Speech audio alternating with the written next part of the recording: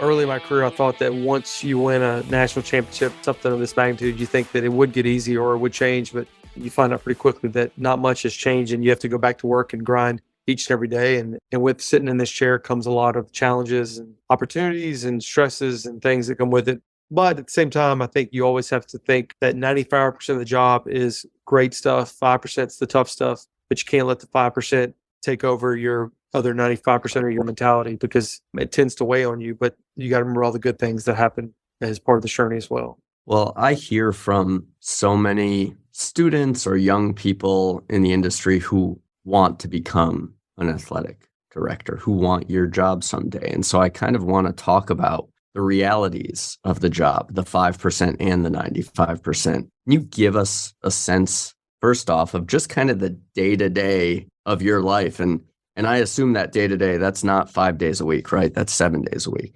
Yeah, it's 7 days a week most of the time. Once you can get to mid-June, you can get some weekends off. But the majority from once August hits until June, it's 7 days a week, 6 days a week. It probably averages, I guess, 6.5 if you factor it all out. But the balance of it is, some days it's like this weekend, my Saturday was a tennis match, baseball game, and another tennis match. And that takes up 7 or 8 hours. And while it's fun and it's phenomenal, it's what you love doing, it does eat up into all your free time. So it's this balance of doing what you love, but there's not much time and finding time for your family or finding time for you to unwind. Because even when you're at those events, you're still on to a certain degree, right? Sometimes you want to just sit out of the way and just enjoy the match or enjoy the game. But inevitably, you're going to run into a student athlete, the student athlete's parents, a donor, fan, whatever. And there's just hundreds of micro interactions that you've got to be on, and you're representing yourself in the university athletic department.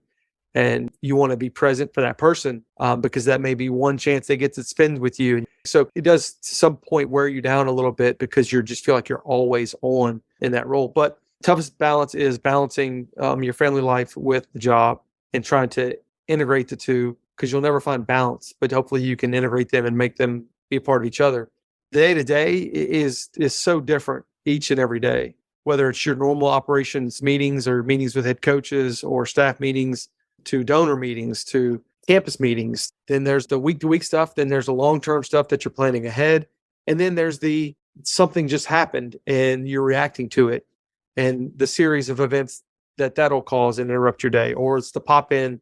Your day could be filled with tons of pop-ins. And you try to have an open door policy, open to all employees, open to all student athletes. But the pop-ins can take up 5 to 10, 15 minutes, boom, boom, boom. So your day is just nonstop.